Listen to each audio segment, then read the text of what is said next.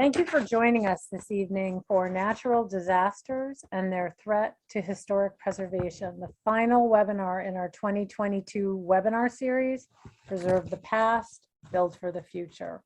We are recording this session and it will be made available later on our YouTube channel.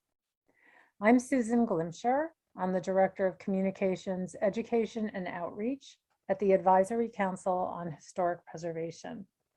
The ACHP is an independent federal agency that promotes the economic, educational, sustainability, and cultural values of historic preservation, and we also advise the President and Congress on national historic preservation policy.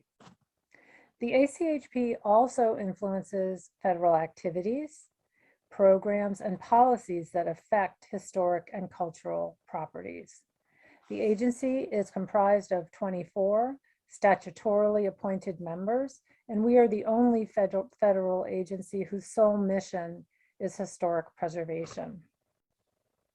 A large part of the agency's work is overseeing Section 106 of the National Historic Preservation Act, which requires federal agencies and those receiving federal funding or federal licensure to consider historic preservation when carrying out an undertaking. This webinar series fulfills several aspects of our mission: to educate the public about historic preservation, to bring the next generation into historic preservation and related fields, and to build a more inclusive preservation program. We had a great lineup this year for webinars. Our first webinar was on finding a career in historic preservation or related fields such as architecture, construction science, history, urban or city planning. Our second webinar talked about interpreting enslaved individuals' history through historic sites. The third webinar focused on preserving African American burial grounds. And tonight is the fourth and final. You can watch the recordings of all of these sessions at the links that we are putting into the chat right now.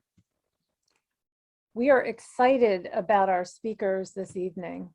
First, we will hear from Drew Null, who is the Advisory Council on Historic Preservation's Director of the Office of Preservation Initiatives. Welcome, Drew. Next, we'll hear from Lisa Craig, who is a principal with the Craig Group.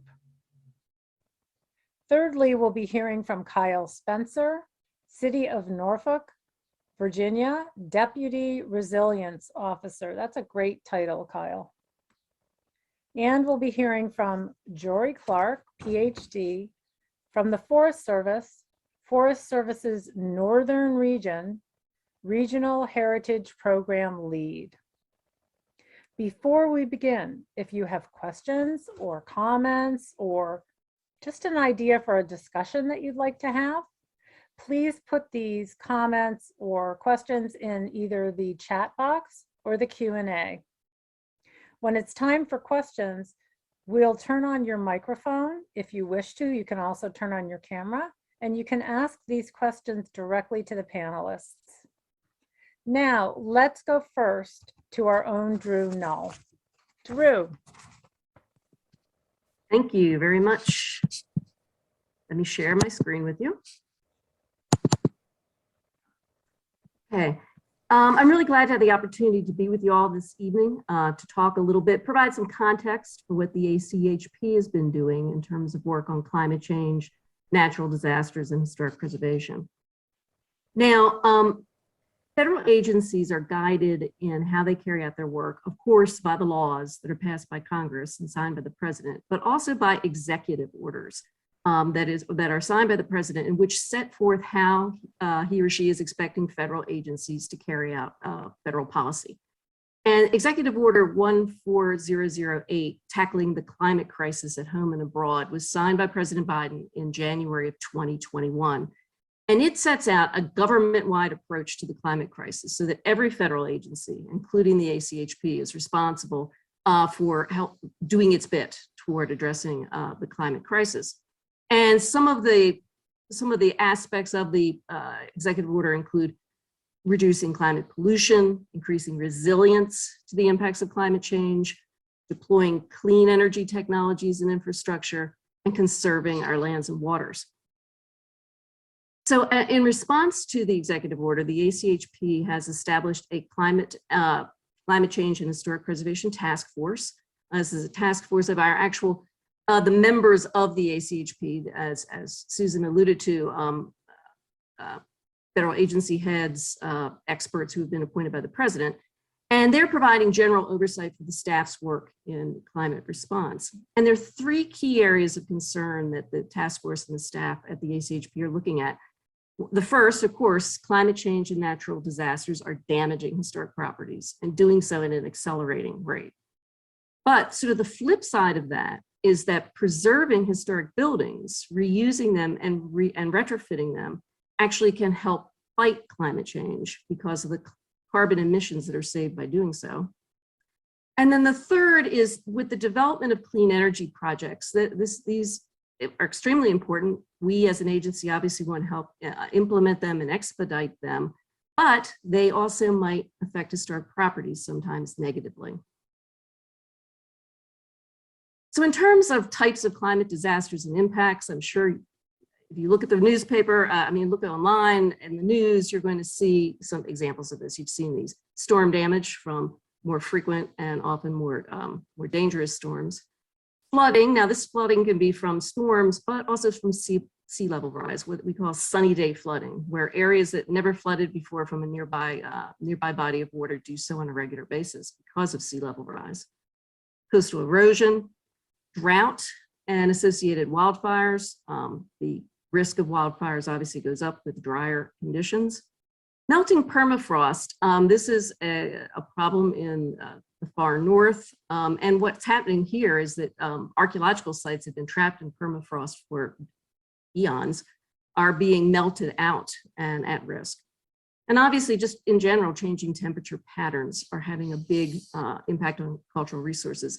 And this report that I've featured here on the illustration, National Landmarks at Risk, was published in 2014 by the Union of Concerned Scientists. If you're interested in this, you can, we have a link to it on our website.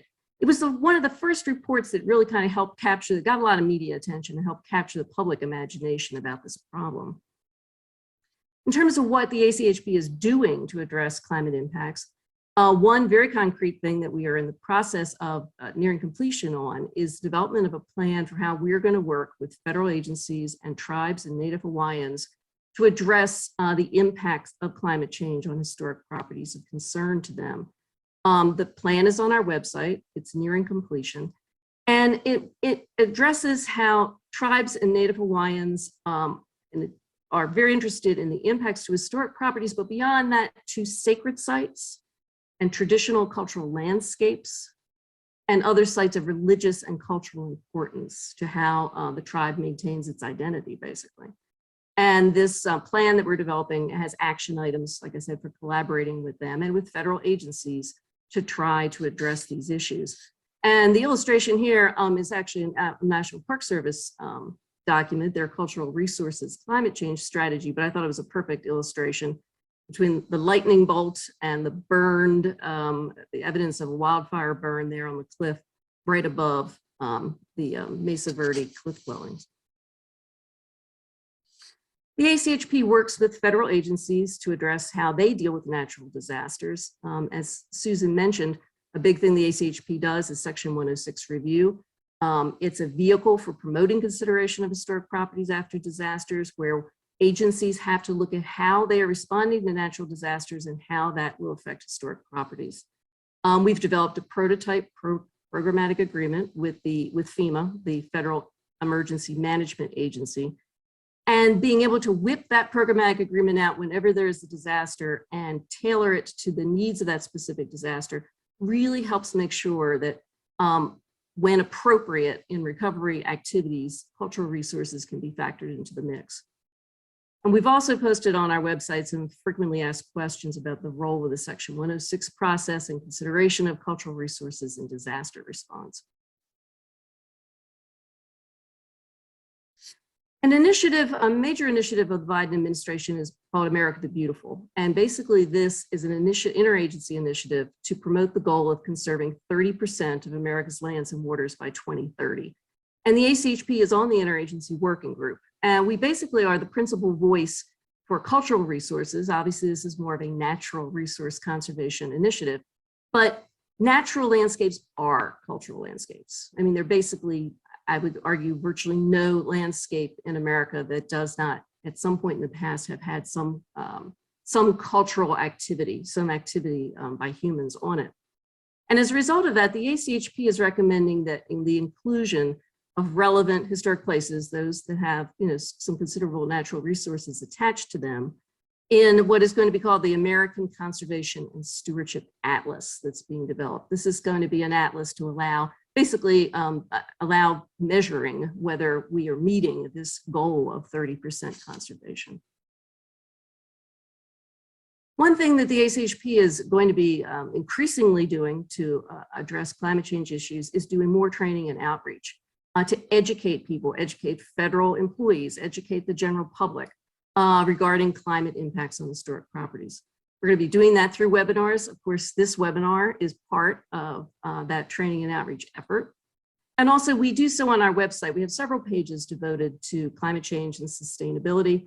A lot of links to key resources, two of which I've illustrated here from the National Park Service, some relatively brand new flood adaptation guidelines. Also, the Park Service contributed to the report there on the bottom about protecting historic homes from natural disasters. And we're about to ramp up some expansion of our training and outreach program. We're interested in leveraging the climate change training and information that's being developed by other federal agencies, principally those on the ACHP board, basically. Hopefully we can work with federal agencies to see how we can help them integrate discussion of cultural resources into their climate change training. We're going to include more climate change examples and issues, case studies, et cetera, in our own training that we do about Section 106. And then we hope to partner with some organizations we've never worked with before, such as the Association of Climate Change Officers, to see if the training that they provide also would be an opportunity to integrate discussion of cultural resources into this fundamental training that different non-federal folks are providing with the climate change professional world. We'd also, as part of this outreach, like to really try to hammer home the message that reducing carbon emissions can be done through rehabilitation of historic buildings. The classic saying is that the greenest building is the one already built. Because when you recycle an historic building, you avoid the upfront carbon emissions from new construction. And likewise, if you keep that historic building, they can be retrofitted, energy retrofitted to be operationally energy efficient and even achieve net zero carbon emissions. These reports to the right there are also available through our website from the National Trust and the Secretary of the Interior. That illustration there on the bottom for the guidelines for sustainability is actually a green roof on the historic Department of Interior building. And then sort of the third major area that we've been dealing with is how to deal with clean energy, the massive deployment that's proposed of clean energy development and infrastructure resilience projects. As I mentioned before, these have the ability to impact historic properties, and the ACHP needs and wants to use the Section 106 process to address the effects, help agencies address the effects of these critically important projects while hopefully helping to expedite and make efficient, have the environmental review of such projects be as efficient as possible. Of course, we're talking here about solar, wind, geothermal developments, all of which obviously can have impacts on historic properties. There's a very much of a push at the moment for expansion of mining of certain minerals. Certain clean energy technologies call for certain minerals, particularly like batteries, for electricity systems. You basically need lithium, you need copper, cobalt, a number of other types of minerals like that. And any new mining and expanded mining development is obviously going to have a big impact on historic properties potentially. And then, of course, there's the push to make roads and other infrastructure more resilient to climate change and natural disasters. And the ACHP's response to these kinds of issues can really run the gamut. Right now, we are in the midst of developing what will hopefully be an Section 106 exemption for certain aspects of the build out, nationwide build out of electric vehicle charging stations. And yet, the flip side of that is what's illustrated on the right-hand side. What you're seeing there is a landscape from an area called Oak Flat in Arizona. This area is very sacred to a number of Indian tribes, and it is also the potential proposed site of a major copper mine, which would effectively obliterate it. In that case, the ACHP has done something it very, very rarely does, which is advise the president and Congress that that copper mine should not be built there, at least not as it's being planned, because of the impacts it would have on historic properties. So that wraps up my presentation. Glad to have the opportunity to give you this background. And if you need any additional information from me, there's my contact information. Thank you. Thank you so much, Drew. This is such great work for our agency to do. Next, I would like to welcome Lisa Craig of the Craig Group, who will focus on the historic preservation industry perspective. Lisa. Thanks, Susan. Appreciate the invitation by the Advisory Council. And I want to say it's always one of the most gratifying things is to present to students, because you really are our future. And when it comes to this issue of disaster or climate resilience, this is where you're going to make a difference for the future, because many of us are towards the end of our careers, but I find it my job to help train that next generation that's really, fingers crossed, going to find some solutions that will accommodate our historic assets within climate resilience planning. So with that said, I'm going to move forward. You saw a few images there. I actually got my beginning in this whole topic of climate and disaster resilience in Annapolis, which is the view on the right. You've seen in Drew's presentation, that's actually a view of one of the restaurants on a sunny day flooding. So didn't require a hurricane to make that happen, but there was a hurricane on the left in St. Augustine. And I'll be using those two communities as a case study for how private sector becomes more involved in planning for future conditions of climate and disaster resilience. So I'll talk a little bit more about what you also saw in Drew's publication, the FEMA-based approach to cultural resource planning for disasters, or what we refer to as hazard mitigation. It is a decision-making tool, that publication, as so many others are that are put out by our federal government partners. So I do encourage you all of those publications that Drew showed you, to access that information, because it's seminal to the work you'll be doing in the future in preservation. As I said, I'm going to talk a little bit about Annapolis, Maryland, where I got my start on this topic about 10 years ago when I was serving as Chief of Historic Preservation for the city. We'll talk about the use of that FEMA guidance and how we went step by step through that process to develop the first cultural resource-based hazard mitigation plan in the country. Then I'll talk about how we took that experience to St. Augustine and really honed in on economics of resilience, understanding prioritization and the like. This actually happens to be an image of the wildfires a few years ago in the Los Angeles hills. So there are actually two different definitions I like to keep in mind: climate resilience and disaster resilience. And yes, there are still places in this country where you may not use the term climate change. ears turn off to that.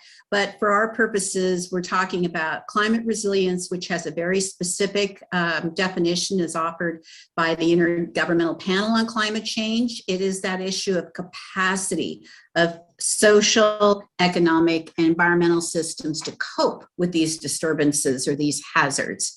And then there's disaster resilience. We're looking there specifically at what we are doing to resist, absorb, accommodate to, and recover from the effects of hazard. So a lot of times you'll listen to me talk about the ways in which we adapt or accommodate our historic resources to, again, what we tend to term future conditions. And this was a definition developed by the United Nations International Strategy for Disaster Reduction Secretariat. There's a couple of ways you can approach resilience planning for climate and disasters. A few of the ones that I've worked on are here. My team has been working and advising in different locations around the country. The Chautauqua in Colorado is developing a sustainability and resilience strategy. Resilient Nantucket is an adaptation plan and design guidelines that we partnered on with the town of Nantucket and Phil Thomason and Associates. Communications plan, we just finished working for Oregon Heritage. How do we explain to decision makers and cultural heritage stewards, property owners, the importance of planning for resilience, particularly in wildfire-ridden areas in the Pacific Northwest? And then resilience and hazard mitigation planning. A second opportunity I had to work with the city of New Bern to develop a hazard mitigation plan. Lots of good information out there. But I'm going to talk to you about the two case studies, Annapolis, Maryland, where we initiated the Weather It Together initiative. I can't speak more clearly on the need to develop a brand for these efforts. People remember that. You have a lot of fun with the branding on it. And it's something that can carry through your planning process into the full-blown implementation of your initiative. Downtown Annapolis back in the late 19th century. So here it is, that integrating historic property and cultural resource considerations into hazard mitigation planning.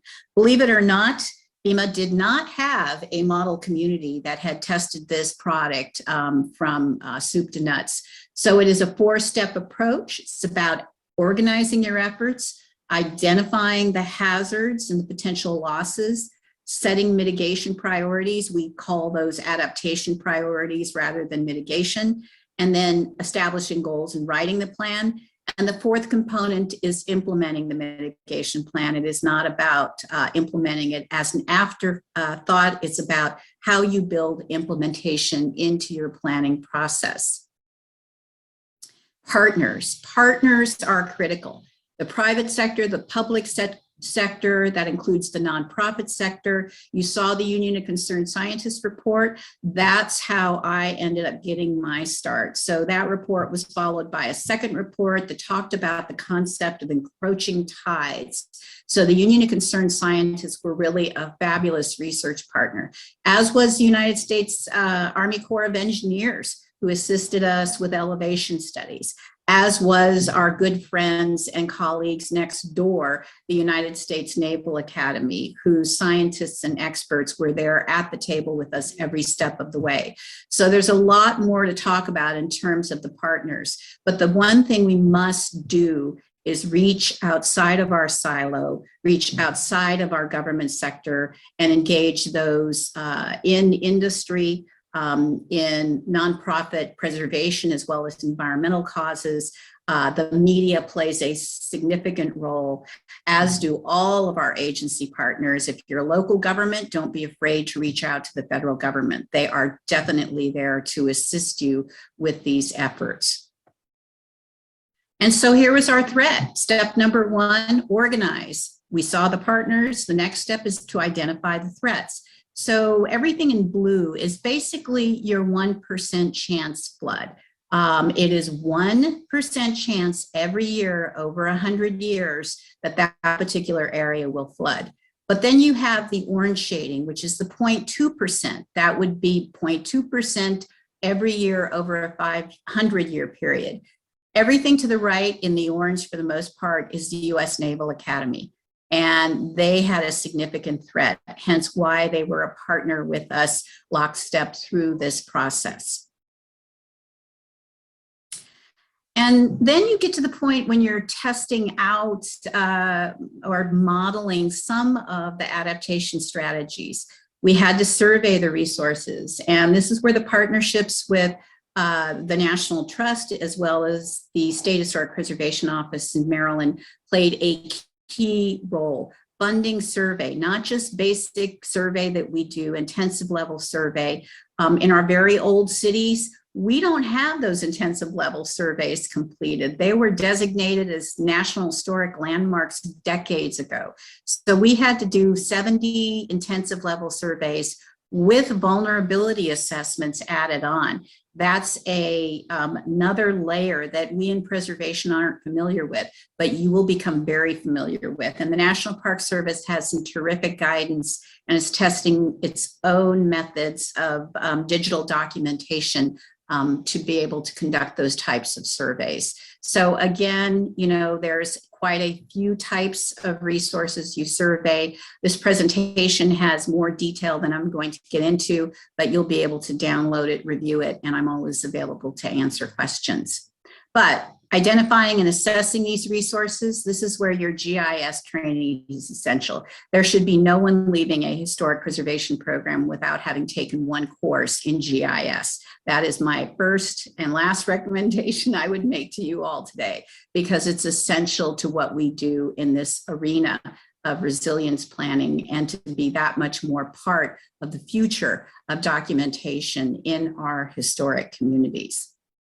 You also need to assess the economic vulnerabilities of these properties. So the survey information into this matrix, we needed to understand the property vulnerability, the potential loss to the structure in terms of the valuation and the reconstruction of that building post-disaster event, loss to contents of that building, that's worth something.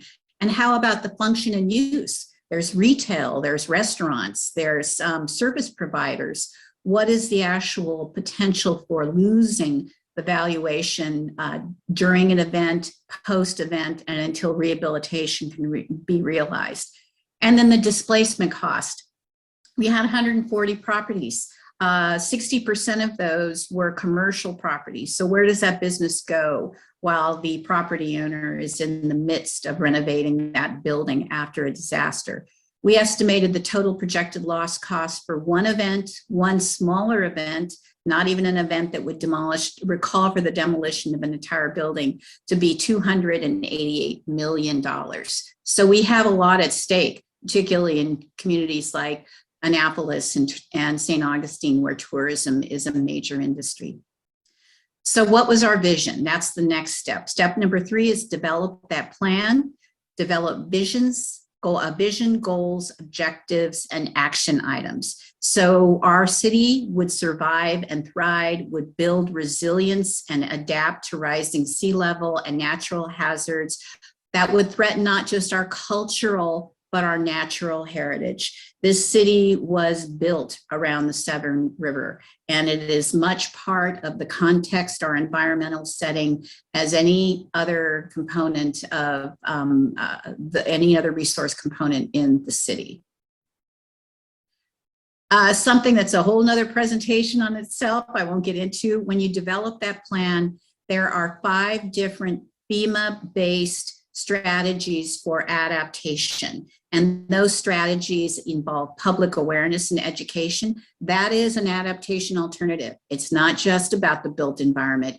It is also about educating and informing and communicating to your residents, your businesses, the need to better prepare and how to best recover. So public awareness and education. Prevention has everything to do with policy, land use, building codes, incentives, nature-based protection methods. More and more we are seeing guidance come from FEMA in regards to how do you look at a nature-based strategy. Physical property protection. What do we do to our built assets in order to better protect them? And then lastly, those big capital projects. None of those happen overnight. It can take a decade to get the money in place and the designs to construct those. So in the meantime, individual property owners are taking it on their own to do it. And then finally, action items. Having specific bulleted action items with responsibilities to either local government or to private property owners or your nonprofit partners is critical to move forward with the implementation component of your project. So I'm going to just, these last few slides, talk about our next example, St. Augustine. It's called Resilient Heritage in the Nation's Oldest City. I'd encourage you to just Google that. You will find it on the city's website. The project goal was to protect historic resources, our objective being to identify and prioritize historic properties for adaptation, aligning that with, integrating that with the preservation plan and other strategic plans or comprehensive plan, their floodplain management ordinance, and to really understand the community values and the economic impact of disasters on St. Augustine. We looked at what is the most significant industry there, the heritage economy, and the National Park Service played a crucial role. The National Park Service at the Castillo de San Marco had over a 10-year period collected visitation numbers. They knew how many people came, they knew what days they had come, and for how long that they had stayed. So working with Place Economics, an economic real estate firm run by Donovan Ripkema and his team, we were able to assess the heritage economy. The historic districts represent 41% of the city's assessed value, and 75% of that land area was at risk. We also calculated that heritage tourism visitors make up about 55% of those, and they spend $1,616,000 per day in St. Augustine. That generates 29 year-round jobs and $970,000. We also calculated that hurricane events can cause, and flooding events can cause nearly $20 million, loss of $20 million in tourism expenditures, and a loss of jobs, with a total of $12 million in lost labor income in any one given event.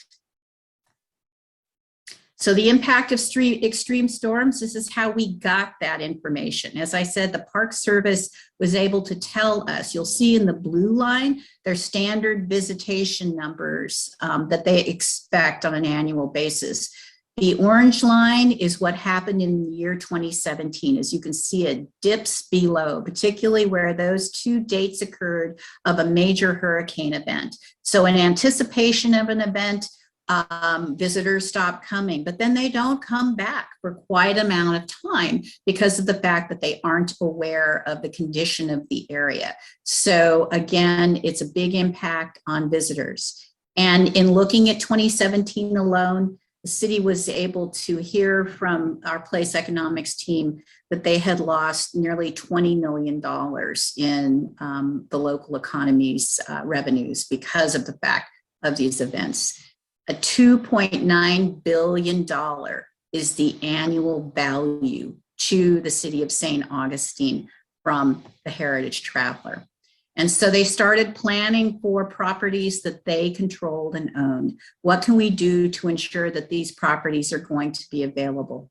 There's a very complex process. It's actually pretty simple once you start working it on how to do that. And basically, again, information I'm glad to share later on. You'll read it in the publications. But this concept of evaluating the social, technical, administrative, political, legal, economic, and environmental impacts associated with adapting or not adapting your community to these future conditions. And the Lombius House was one of those we worked on first.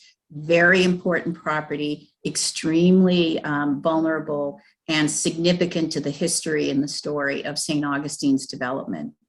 We put together a model strategy that combined both nature-based approaches as well as temporary flood wrapping and removable floodgates for that site. The concept being something that is was driven by the recent guidance you just saw that had come out by the National Park Service on flooding adaptation. So if you don't have a copy of this publication, get it online, and it really will help you understand that the Park Service is looking forward to and is supporting those of us in the private sector. So these are the takeaways. These are decision-making tools, these publications. Economic assessments are essential. It's what decision makers want to hear about. Community engagement creates buy-in. You need to prioritize both historic and natural assets based on what the community values most. Using a Stapley tool or another tool to determine adaptation strategies. And please do develop model projects so that decision makers can get behind those models and move them forward because they have the ability and ownership on those assets. And I will stop there.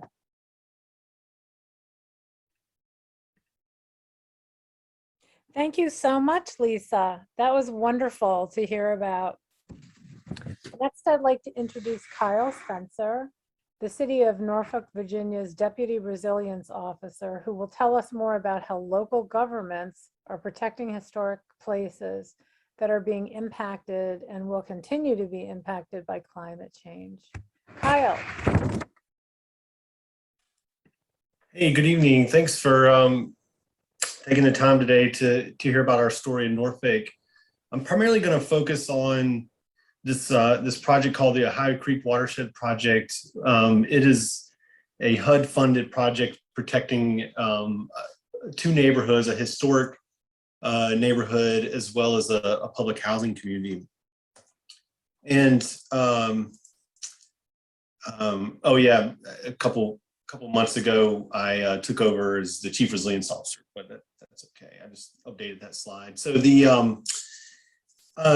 just to familiarize the group here with Norfolk a bit, we're an old city. We've been around since the early 1600s, and I like finding these old maps and pointing out sort of today's features on them. And so the area we're going to be talking about is over here.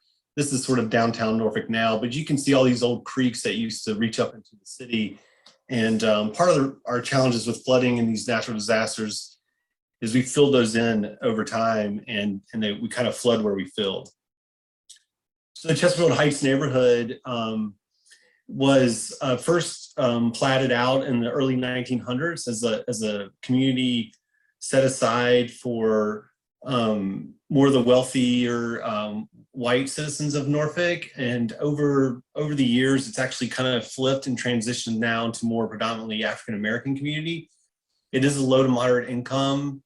And so, which is why HUD would be interested in helping housing and urban development, would be interested in supporting this kind of project. And this project was funded by the National Disaster Resilience Competition that was a national competition for flood resiliency and in kind of highlighting different techniques and ways. So this is our example of how to adapt to the changing environment with these types of projects. So I'm going to take you through the project, and then I got a couple other things I just wanted to bring up here to the group as well that are related.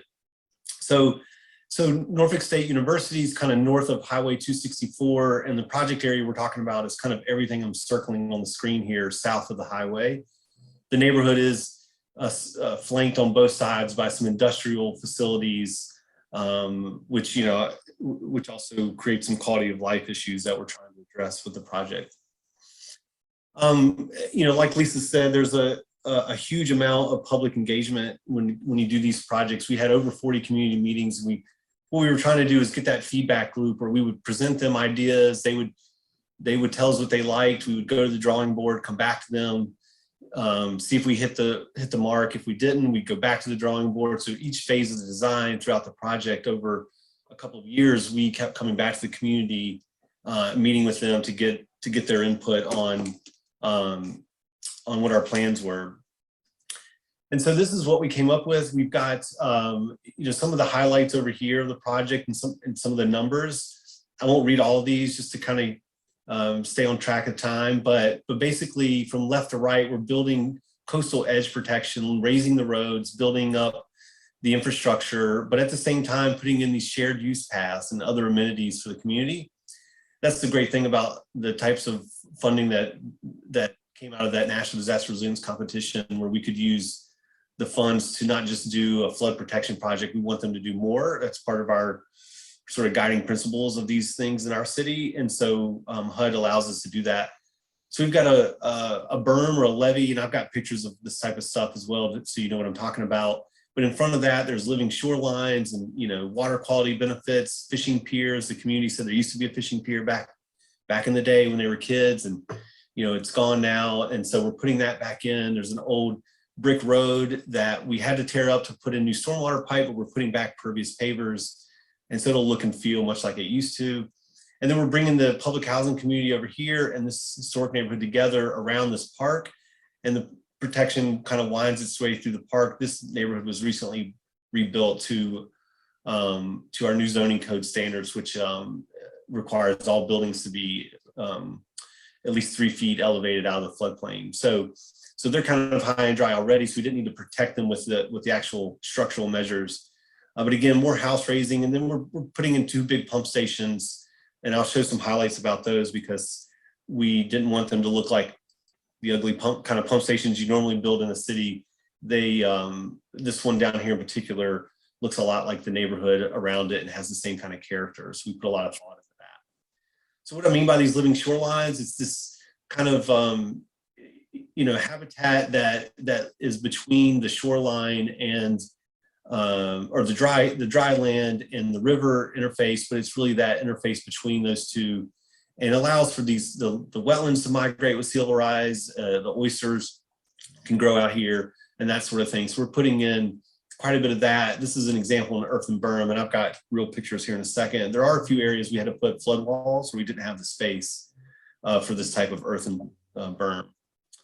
We're doing a lot of stormwater management on the project too, and creating active space, like open space for the public to, just to kind of experience nature and the water. So part of our goals is connecting people to the water, helping them understand their place in the water cycle, and manage stormwater in a more green way and effective way as part of the project.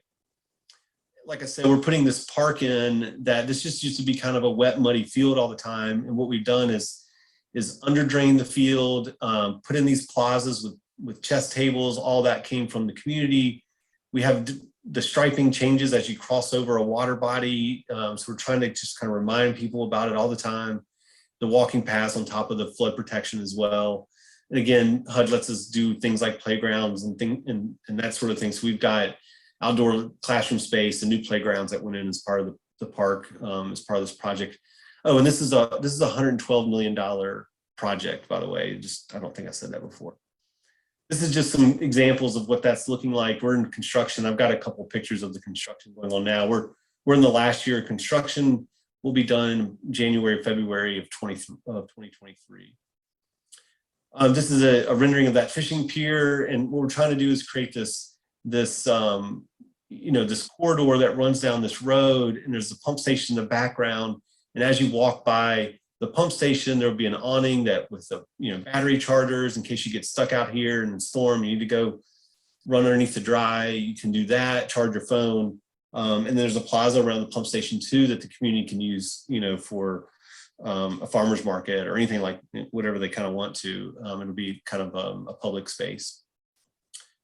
So like I said, we've been in construction for a couple of years. We started in 2020 and we've spent well over, I probably should, need to update that. We spent well over, half the 112 million, and yeah, we've slipped a little bit into January on the date. This is what I was talking about. So this is the project in construction. So this is back in the wintertime, but you can see these layers of defense going in on the projects. We have the armored burn, the living shorelines with wetland plantings have gone in now, and the oyster reefs out front. And those just help knock down waves and do all that kind of thing. But you can see these old houses in here. There's about 90 structures, I think, that contribute to the historic district. This is another perspective, just to give you some sense of scale. This is a picture taken from this arrow right here, looking down the berm. The pump stations, these are large structures. There's a big hole in the ground. And what you see above ground doesn't do it justice, but you can look down in here and see that there's a guy down in the hole, and that's where all the water will collect and then be pumped out. And then this is what it'll look like when we're done. Again, it doesn't look anything like a normal pump station. This type of design, architectural design, is kind of fits the character of the neighboring houses and things around it. You can see that plaza space here as well. Like I said, we're tearing up that historic road and putting it back in. This is what it looks like when it was torn up, but there was, so we're going to have like two different color palettes of the bricks, and they'll use a pervious paver so water can pass through them. We manage stormwater, and there's a little bit of a different design for the parking zone versus the driving surface. And so we've just finished one of the blocks, but we've got two more to go on this part of the project. So that was the Ohio Creek project. And then I wanted to just mention two other things I think that would be relevant to the group here. We work with this nonprofit called RISE, and they put out these resiliency challenges to the world, really. And one of them was focused on preserving historic structures. And there's a company that they brought on. So RISE is partly funded by the grant that I was just talking about. We built this in, and what we're looking for is resilience innovation in this space to create jobs in a new market, and the city can get benefit from that. We open our doors as a living laboratory. So we help these companies with RISE find places to try their things out, prove their concept, and cities buy a lot of stuff. So we might be the first customer, but one of those solutions was, this idea of retrofitting historic structures for floodproofing, but doing it in a really smart way. So they install sensors and look at how water moves in and out and around the house. And then make recommendations to the owners and work with them on the contracting and the entire process to deal with the water issues that are identified. And then another thing I just wanted to highlight about our city we're doing, we go for these FEMA flood mitigation assistance or hazard mitigation assistance grants. And we just put in an application for a pretty unique situation. We're trying to raise these 4 townhomes that are 127 years old and raise them all together at one time. And this is a pretty unique project for us. And I think the contracting world in our region of Virginia. But right now we have consensus with all 4 owners. And we're hoping that later this year we'll get the green light from FEMA to get to work on this. But this is an historic area of the city and historically flooding as well. And so, keep an eye out for this, for more information coming out of this project. If this is of interest to you, I can keep folks in the loop on it. And yeah, so I think that's all I had for tonight. And, I guess we'll take questions at the end. Thanks. Thank you so much, Kyle. Great to see all the work you're doing. Thank you for that. Now I'd like to introduce Dr. Jory Clark from the U.S. Forest Service, who will tell us about forest fires and their threat to traditional cultural resources. Jory. Hi, thank you. I'm going to share my screen now. Let me know if you see it.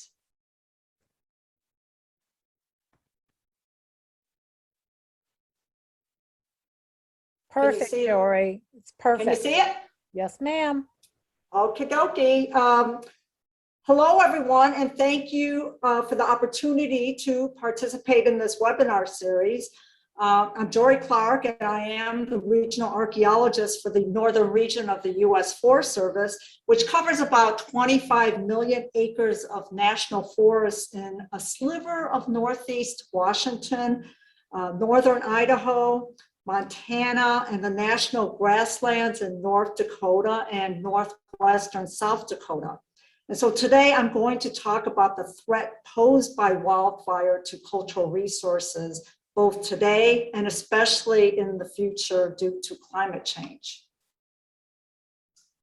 And why is this not advancing? There we go. Okay. So let's start with a quick overview of what cultural resources are. Commonly used definition of cultural resources in the federal archaeology is that they are the physical remains, objects, historic records, and traditional lifeways that connect us to our nation's past. They are also referred to as historic properties if they are evaluated as being important enough to be included in or eligible for inclusion in the National Register of Historic Places. And most importantly, cultural resources are non-renewable and irreplaceable, and they can include such things as diverse archaeological sites that were left by indigenous peoples. They can be structures built by Euro-American explorers, pioneers, and prominent historical figures. They can be cultural landscapes that played a role in the mythology, religion, or history of a people. And lastly, they can be museum collections.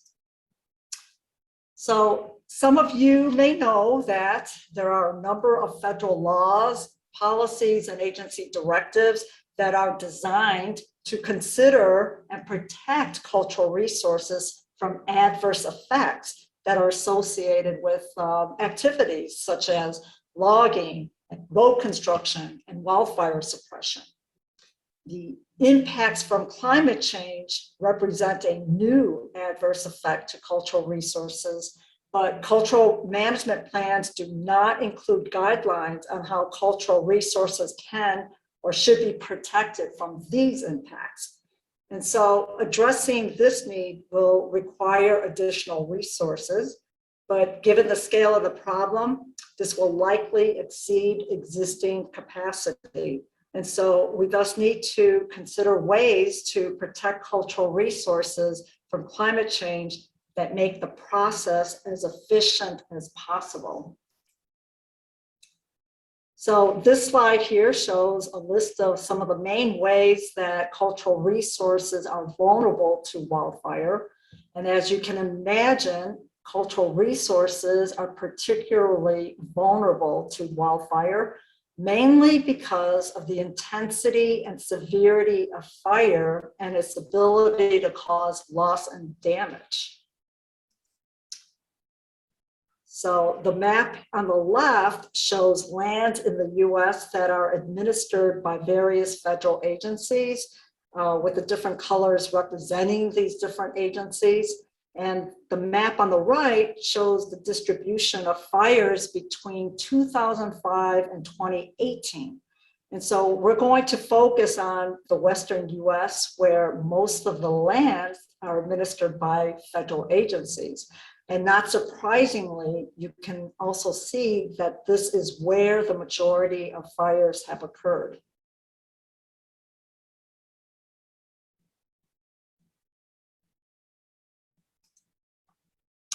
Several studies have shown that the area burned by wildfire in the Western US has been increasing.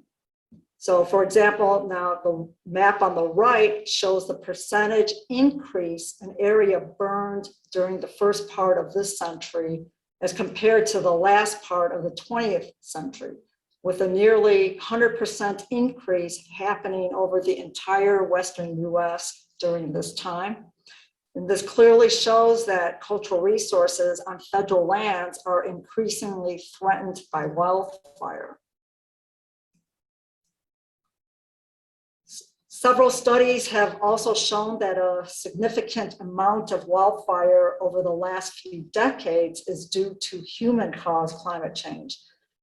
For example, the red line on this graph shows the cumulative area burned from 1985 to 2015, while the yellow line shows that nearly half of that area burned is due to wildfire caused by anthropogenic climate change. In other words, the area burned since 1985 would only be half of what's actually burned if there was no anthropogenic climate change. Climate models have also shown that this increase in wildfire from climate change will continue in the future. So this graph shows the climate index called vapor pressure deficit, or VPD, and that's shown here on the y-axis. So it's this VPD that is key to controlling wildfire, with these particular climate model experiments showing that this index will continue to increase until at least the year 2050. As has been the case for historical wildfire, the increase in future wildfire will be greater in some places than in others. For example, the purple colors on the map that's shown on the right shows where the increase in wildfire by the 2040s relative to today will be greatest, as simulated by climate and fire models. This is important because we can use this information to focus our efforts on identifying those areas where the greatest threat of wildfire to cultural resources on federal lands may occur. Most current strategies that are used by federal land management agencies to address climate change focus on the expected impacts of climate change to a resource, which is referred to as its vulnerability. However, only the 3 reports that are shown here have addressed cultural resources in their assessment. And the one on the left here, and I think you saw that in Drew's presentation earlier this evening, was published by the National Park Service in 2016. And the ones in the middle and the right were published by the Forest Service in 2018. Although vulnerability assessments provide a good tool for evaluating how the cultural resource would be affected if wildfire were to increase, it only asks the question, what will happen if there is an increase in wildfire? And so it doesn't account for the possibility that there may be a larger increase in wildfire in some places than in others. So you may thus end up finding that a cultural resource is vulnerable to wildfire, but it occurs in a place where the probability of wildfire occurring is very small. This shows a simple example of the problem. Here we have 2 structures that, because they're both wooden, are equally vulnerable to wildfire. However, we don't know if both of these will experience the same increase in wildfire and thus have the same adverse effect. So we would then have to manage these equally. Another strategy we might consider is to assess the risk of climate change to cultural resources, which is something I published earlier this year with my colleagues from the US Geological Survey and the US Forest Service in the journal Climate Risk Management.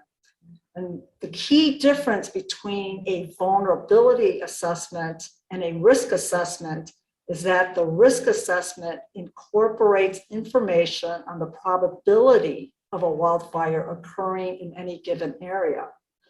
And since we now know in this case where wildfire will most likely occur, we can initially focus on just the cultural resources that occur in that area rather than having to consider all of them across the entire region. And this results in an increase in efficiency in how we proactively manage cultural resources for the impacts from climate change. Let's look at a simple example of applying this strategy to establishing level of risk of historic structures to wildfire. So again, we have 2 wooden structures here, so they would both have high vulnerabilities to wildfire. However, we find that the one on the left occurs in an area where there is a high probability of future wildfire, whereas the one on the right only has a low probability. So the one on the left thus has a higher level of risk than the one on the right. So let's finish with a few conclusions. First, we've learned that cultural resources are highly vulnerable to wildfire. Second, the increase in wildfire from climate change during this century poses an increasingly serious threat to cultural resources, especially because of their vulnerability to this hazard. And finally, a real challenge is to find ways to develop effective strategies to manage cultural resources so as to reduce their vulnerability and risk to the impacts of wildfire and other climate change related hazards, such as sea level rise, drought, and floods. This will require adaptation, but because cultural resources are non-renewable and they cannot adapt on their own, they're unlike a plant. You can't regrow an archaeological site. Then we need to implement adaptation measures for them. So for example, for wildfire, we might thin the forests around the resource or replace building materials on historic structures with fire resistant products that don't diminish the important characteristics of the structure. And finally, this is really final, developing and implementing these strategies may provide a great opportunity for those of you who want to combine your interest in climate change with historic preservation to really address this really, really important problem. And so with that, thank you. Thank you so much, Jory. So I know that we have had one or two questions, and I know that we're already over time. So Lynn will be bringing those questions up shortly. But I just want to say first a huge thank you to our panelists because of the work you're doing. It is so incredibly critical. And I hope you'll join us on video now so that the attendees might be able to ask you their questions.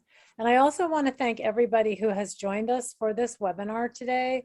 We really appreciate it. We will be launching the 2023 sessions in the fall of, good heavens, next year already. So at any rate, let's go into the questions and answers. Lynn, I believe there are one or two. Yes. Erica, do you want to ask your question? You had one for Kyle. Yeah, sure. Thank you guys so much. I really appreciated everyone's kind of presentations. For Kyle, I know you mentioned the memories of the fishing pier and of the people that were living there. And I was wondering, how much did you actually interact with the current residents of the area to kind of develop your plans and decide what you're going to do with it? Yeah, we interacted in a formal meeting way, at least monthly. They have Civic League monthly meetings. We'd come to almost all their Civic League meetings. And, a lot of what we were hearing about things like the fishing pier were some of the older residents that, a lot of the folks, like their kids were coming back to take care of them and that sort of thing. And so a lot of those stories were either from when they were really young or when their kids were young. And most of it was folks that have had almost like generations living in that neighborhood where we were hearing it. So yeah, we were interacting, and even now in construction, we're interacting daily almost, right, with some of the residents, not taking care of issues, but yeah, in the design process, it was quite a bit. Thanks, Kyle. Erica, thanks for asking your question. We did have a question in the chat for Lisa. Someone wanted to know, what is GIS and how is it being used in resiliency? Oh my goodness. Where to start with that? Well, I will say, yeah, really, Kyle might have a sense too. Everything. Kyle, wouldn't you say everything is tracked So, via GIS? Yeah, So, I would say, yeah. so GIS I'm a professional GIS person, like that's my background. So to me, I think so GIS is a geographic information system. That's what it stands for. It's basically computer-based mapping software.